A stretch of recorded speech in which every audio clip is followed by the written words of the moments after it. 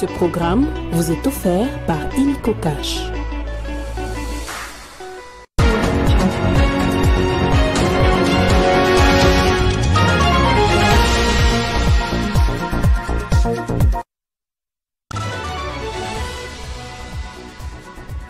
Le chef de l'État a lancé hier les activités d'Air Congo par un vol inaugural à destination de Goma. Une bonne nouvelle pour la ligne aérienne, mais les inquiétudes demeurent concernant l'avenir de Congo Airways dépourvu d'appareils. Exploitation illicite de minerais sensibles congolais, une plainte est émise au nom de la République démocratique du Congo en France et en Belgique contre la firme Apple. La province du Maïnomé a connu encore un naufrage. Hier mardi, une trentaine de personnes sont mortes lors de ce drame qui s'est produit à Inongo.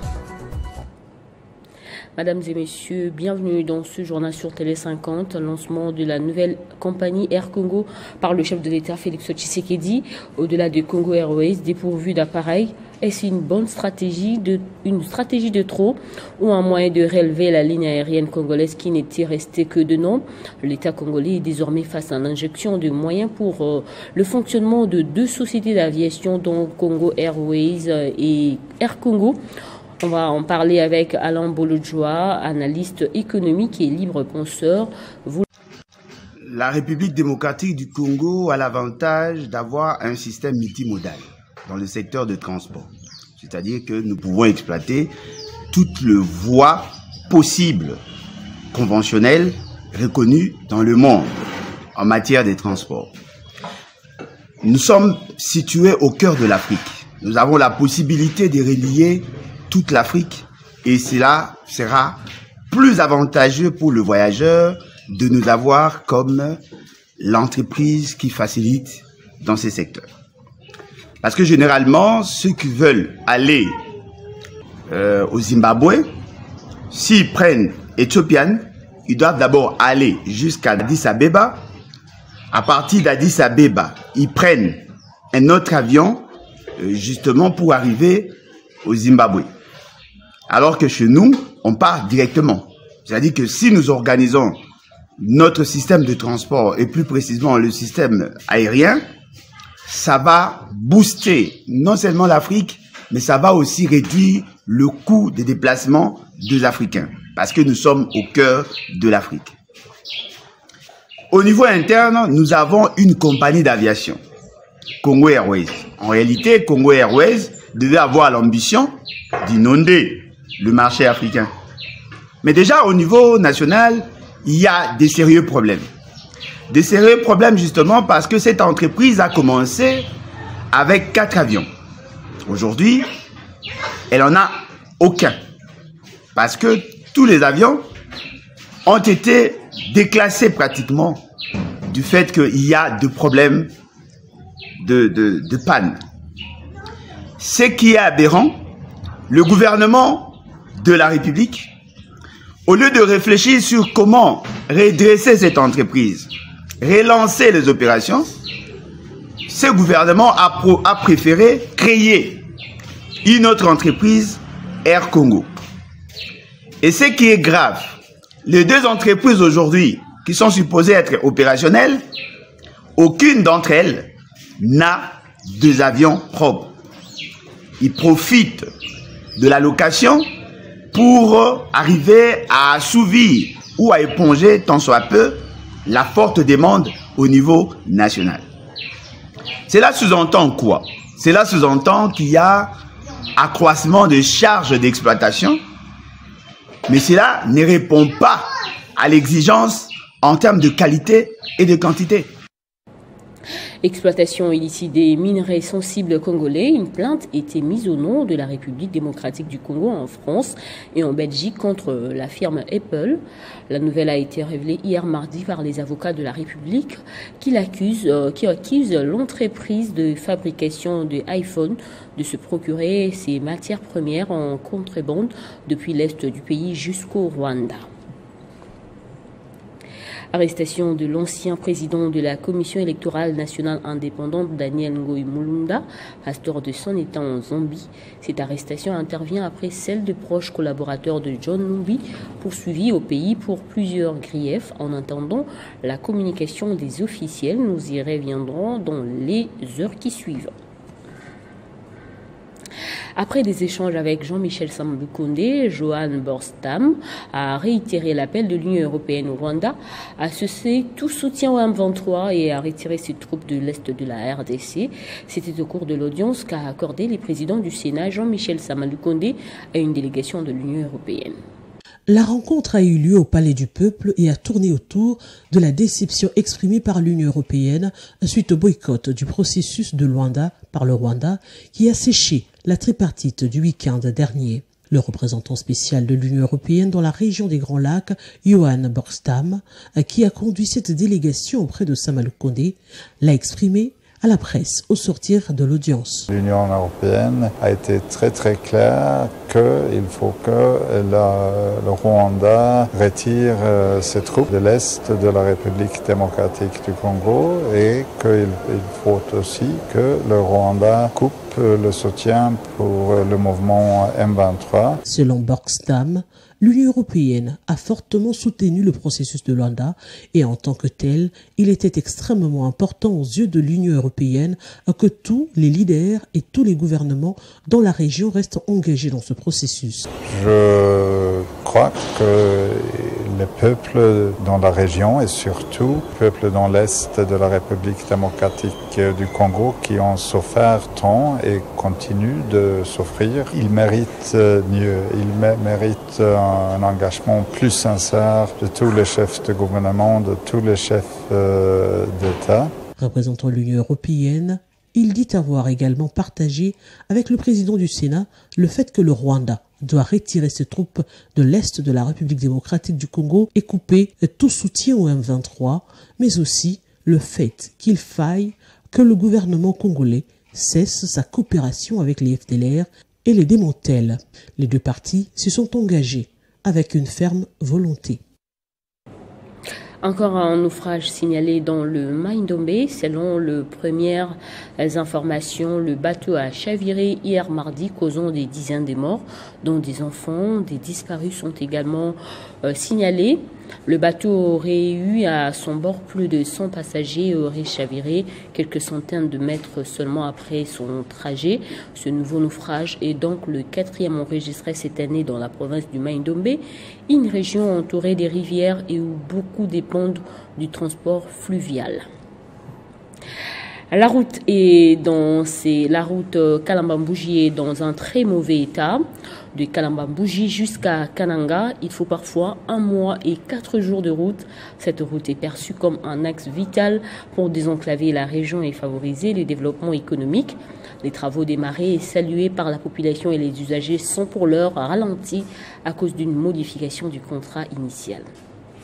La construction de la route Kalambambouji, un projet crucial pour les développements économiques du Kasaï central, est actuellement paralysée en raison des retards administratifs et techniques. D'après une source proche de l'entreprise, ces travaux ont été initialement prévus avec une largeur de 9 mètres et un revêtement bicouche. La route a été modifiée par la CGT pour atteindre 12 mètres avec un béton bitumineux nécessitant une réévaluation complète des travaux. À ce jour, renseigne la même source, ces travaux exécutés par la société d'infrastructure sino-congolaise restent bloqués en attendant la formalisation du nouveau contrat. Un ingénieur de la même société qui a requis l'anonymat a souligné que le manque de documents officiels de l'Agence congolaise des grands travaux empêche la poursuite des travaux. Nos personnels et nos équipements sont déjà conformes à la nouvelle norme et nous n'attendons plus que l'approbation de la nouvelle équipe et nous pourrons alors commencer la construction immédiate. D'après Georges Mukuna, chauffeur local, la dégradation de l'état de cette route est un coup dur pour l'économie locale pendante dans d'autres régions du pays. De Kalambambouji jusqu'à Kananga, j'ai fait 4 mois et 4 jours en route. Vous pouvez vous-même voir l'état dans lequel se trouve mon véhicule. Il y a beaucoup de nids de poules et des flaques d'eau qui peuvent vous prendre plus de 2 heures. Le projet financé par le programme sino-congolais vise à moderniser cette voie essentielle pour le commerce entre la RDC et l'Angola. Cette route est perçue comme un axe vital pour désenclaver la région et favoriser le développement économique. Les autorités doivent agir rapidement en formalisant les changements convenus pour résoudre ces problèmes afin que ce projet puisse enfin voir le jour et bénéficier aux populations locales. À Uvira, après les actions sociales et les échanges avec la population, Fiston Simba Doudou a cette fois organisé un point de presse autour des questions de l'heure. S'agissant de la réforme constitutionnelle, le cadre d'ensemble pour la République s'y est catégoriquement opposé et a estimé que le pouvoir en place a suffisamment montré ses limites. On l'écoute dans cet extrait traduit du Swahili par Gaëtan Koubourandi. Position est aussi ensemble pour la République. Produit à changement de la Constitution.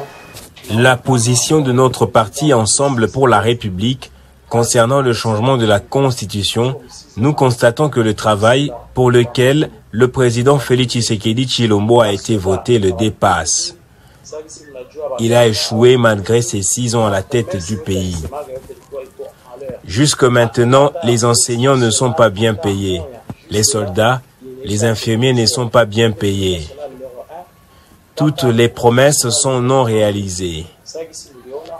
Nous n'avons aucune route nationale réhabilitée. Du numéro 1 à la route nationale numéro 42, aucune route n'est arrangée. Il vient encore de promettre la réhabilitation de 38 000 km de route. Il ne le fera pas. Il n'y a aucune urgence, ni obligation de changer la Constitution. L'urgence pour Ensemble pour la République, c'est de finir la faim. C'est de finir la guerre de l'Est. C'est comment les enfants vont bien étudier. C'est comment construire les hôpitaux et développer notre pays. Non au changement de la Constitution, non à la modification de la Constitution, ce n'est pas encore le temps. Na tunasema tena non parce qu'il faut anaenda natupeleka hivyo nataka aende ku 3e mandat. En sport et éliminatoire du championnat d'Afrique des Nations 2025, la délégation de la République démocratique du Congo, composée de 24 joueurs ainsi que du staff technique et dirigeants sportifs, a posé ses valises à Abidjan depuis hier pour défier le Tchad le 21 décembre pour le compte de la manche allée des éliminatoires du CHAN 2025 avant l'acte 2 qui aura lieu à Kinshasa le 28 du même mois. Parmi les 24 joueurs qui ont effectué les déplacements d'Abidjan, Bola Boto, meilleur buteur du championnat, est bel et bien de la partie. Il a remplacé Jonathan Ikangalombo et devra peaufiner la préparation avec toute l'équipe avant d'aller à l'assaut du Tchad ce samedi au stade Alassane Ouattara d'Embimpe. Nous y reviendrons dans nos prochaines éditions. Vinicius Junior a décroché hier le prix FIFA de Best du meilleur joueur de l'année 2024 grâce à son parcours éblouissant avec le Real Madrid la saison dernière en rapportant la Ligue des Champions, la Liga, la Supercoupe d'Espagne. C'est un prix qui vient peut-être mettre fin aux polémiques autour du Ballon d'Or gagné par Rodrigue. On en vient au rappel des titres. Le chef de l'État a lancé hier les activités d'Air Congo par un vol inaugural à destination de Goma. Une bonne nouvelle pour la ligne aérienne, mais les inquiétudes demeurent concernant l'avenir de Congo Airways dépourvu d'appareils. Exploitation illicite des minerais sensibles congolais, une plainte a été mise au nom de la République démocratique du Congo en France et en Belgique contre la firme Apple. La province du Mai-Ndombe a connu encore un autre naufrage hier mardi. Une trentaine de personnes sont mortes lors de ce drame qui s'est produit à Inongo. Restez avec nous pour la revue de presse.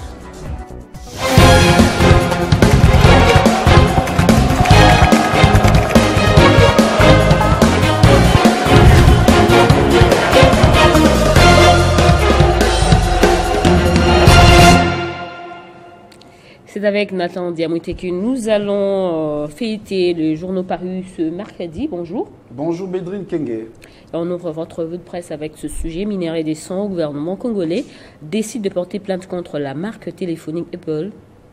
Effectivement, Bédrine, nous retrouvons cette information à la une du journal Econews qui signale qu'après 2 mois, le gouvernement congolais a déposé sa plainte contre la firme américaine Apple en France et en Belgique. Cet hebdomadaire fait savoir également que d'autres sociétés pourraient être concernées, mais Apple reste sans doute l'une des cibles les plus symboliques du fait de sa puissance financière et de sa communication débridée sur les thèmes « Nous faisons du bien à la planète », explique le Conseil, alors que le plainte du gouvernement congolais indique que la chaîne d'approvisionnement de cette firme est contaminée. De l'autre côté, Bédrine, l'hebdomadaire des Postes rapporte dans son tabloïd que les porte-paroles du gouvernement, Patrick Mouyaya, a dévoilé l'information sur cette plainte lors du briefing de presse qu'il a accordé, et plutôt qu'il a co-animé avec ses collègues de l'agriculture et du développement rural devant les professionnels des médias, précise ce portail. Patrick Mouyaya a affirmé que le gouvernement dispose des éléments attestant que la firme Apple est bénéficiaire du circuit sanguinaire qui entoure la production du cobalt, notamment avec l'agression rwandaise. Pour sa part, Bédrine, le journal Congo Nouveau estime que certains observateurs au sein de la société civile comme des chancelleries espèrent que les plaintes de la République démocratique du Congo relanceront les débats sur la réforme du système de traçabilité des minéraux employés dans les composants électroniques. Et on va prendre ce dernier sujet, transport aérien, hormis Congo Airways, qui peine à exister. La RDC a encore une nouvelle compagnie d'aviation dénommée Air Congo. Exactement, Bédrine, le journal Info 27 entre en lice et rapporte que l'inauguration de la nouvelle compagnie nationale d'aviation dénommée Air Congo, il s'agit de la concrétisation de la vision d'une campagne aérienne nationale et plutôt en présence du président de la République, de la première ministre Judith Suminwa et des nombreuses personnalités précises et tabloïdes. Cet événement a symbolisé à la fois l'engagement panafricaniste du pays et la volonté du gouvernement Suminwa d'améliorer le transport aérien national à travers un partenariat stratégique avec l'Éthiopie. Et puis, Bédrine, cité dans les colonnes de Forum des As, le vice-premier ministre et ministre des Transports Jean-Pierre Bemba, Air Congo symbolise non seulement une nouvelle compagnie, mais une renaissance du secteur aérien congolais. Selon lui, le lancement d'Air Congo ne représente pas seulement une nouvelle compagnie aérienne, mais une nouvelle vision d'un avenir où la RDC s'affirme sur la scène africaine et mondiale. Selon ces tabloïds, ces projets symbolisent l'espoir d'une Afrique unie, dynamique, capable de bâtir des partenariats solides et durables pour le développement de son potentiel. Merci Nathan pour cette sélection. C'est moi que vous remercie, Bédrine. Et c'était par ici que se termine ce journal. Merci de votre fidélité.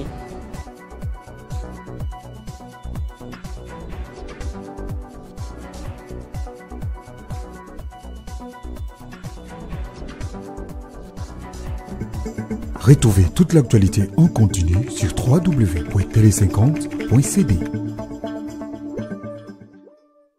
Ce programme vous a été offert par Illico Cash.